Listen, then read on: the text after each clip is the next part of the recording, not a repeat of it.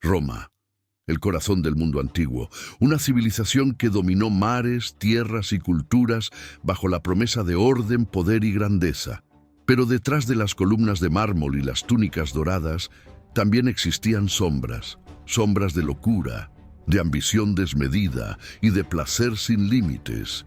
Y en el centro de esas sombras se encuentra el nombre de Calígula, el emperador que llevó al Imperio Romano a los límites de lo imaginable, el hombre que confundió el poder con la divinidad y la divinidad con el delirio. Calígula nació en el año 12 después de Cristo, en el seno de una de las familias más poderosas del imperio. Su verdadero nombre era Cayo Julio César Germánico, pero desde pequeño fue apodado Calígula, que significa botitas, porque solía acompañar a su padre, el general Germánico, en las campañas militares vistiendo una diminuta armadura. El ejército lo adoraba, el pueblo también. Era el hijo del héroe, el niño destinado a la gloria. Sin embargo, esa gloria se teñiría pronto de tragedia. Su padre fue envenenado cuando Calígula aún era un niño. Su madre, Agripina, fue exiliada y luego asesinada. Uno a uno, sus hermanos fueron eliminados por órdenes del emperador Tiberio, temeroso de su linaje.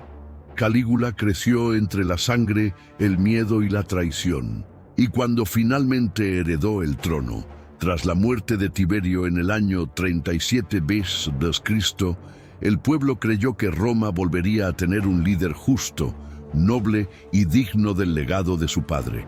Al principio, parecía serlo. Los ciudadanos lo recibieron con júbilo, los senadores lo aclamaron, prometió justicia, perdón y prosperidad.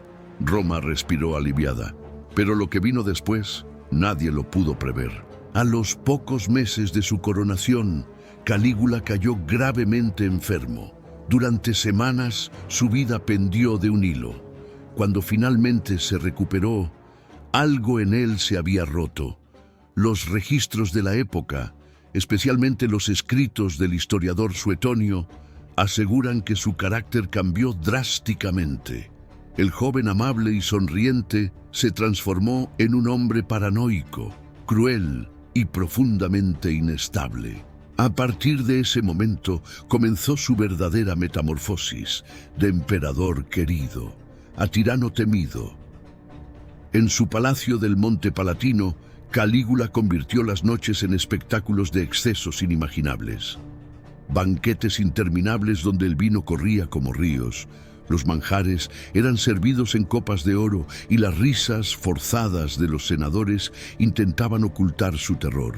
Se decía que podía gastar en una sola cena lo que un ciudadano común no ganaría en toda su vida.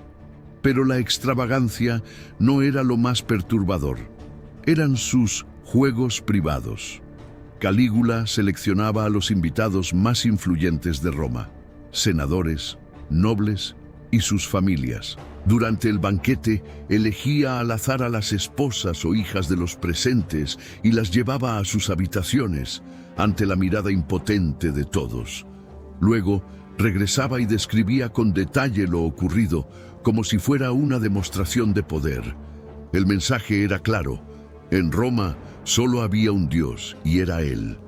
Su ego llegó a un punto de no retorno. Mandó construir templos en su honor y exigía que se le adorara como a una divinidad viviente. Decía ser la reencarnación de Júpiter, el Dios supremo. Incluso hizo que su estatua fuera colocada en el templo de Jerusalén, provocando la ira de los judíos y un conflicto político sin precedentes. Ordenó que la gente lo adorara, que lo saludaran como Señor y Dios de Roma.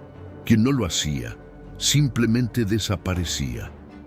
Algunos cronistas afirman que conversaba con las estatuas de los dioses, burlándose de ellos y asegurando que ninguno tenía su poder. Otros decían que se pasaba noches enteras hablando solo, riendo o gritando a la nada.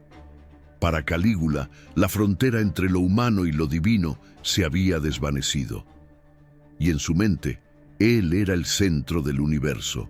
Uno de sus actos más famosos y más incomprendidos fue nombrar a su caballo Incitatus como cónsul de Roma. El animal tenía una casa de mármol, un establo de marfil y un collar de piedras preciosas. Algunos dicen que fue una burla directa al Senado, un modo de demostrar que incluso un caballo podía cumplir sus funciones.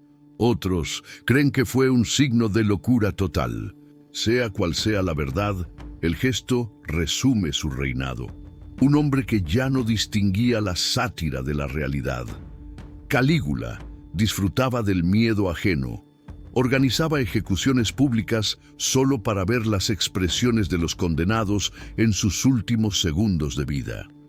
En ocasiones, ordenaba a los guardias arrojar prisioneros a las fieras, y si no quedaban más reos, elegía espectadores al azar para no aburrir al público. Se deleitaba con la humillación, el dolor y la muerte. Para él, el sufrimiento era entretenimiento. Incluso se decía que ordenó abrir un puente flotante sobre la bahía de Nápoles solo para demostrar que podía desafiar al mar. Miles de hombres murieron construyéndolo, y cuando terminó su obra divina, lo destruyó al día siguiente, porque ya se había aburrido. Pero ni siquiera los dioses del delirio duran para siempre. El imperio estaba al borde del colapso, el Senado lo odiaba, y los soldados comenzaban a cansarse de su demencia. Finalmente, el 24 de enero del año 41 a.C., mientras se dirigía a un espectáculo en el palacio, Calígula fue interceptado por miembros de su propia guardia pretoriana, entre ellos su oficial de confianza, Casio Querea. Con sus propias manos lo apuñalaron hasta la muerte. Tenía apenas 28 años. Así terminó el reinado más breve, más escandaloso y más perturbador de Roma.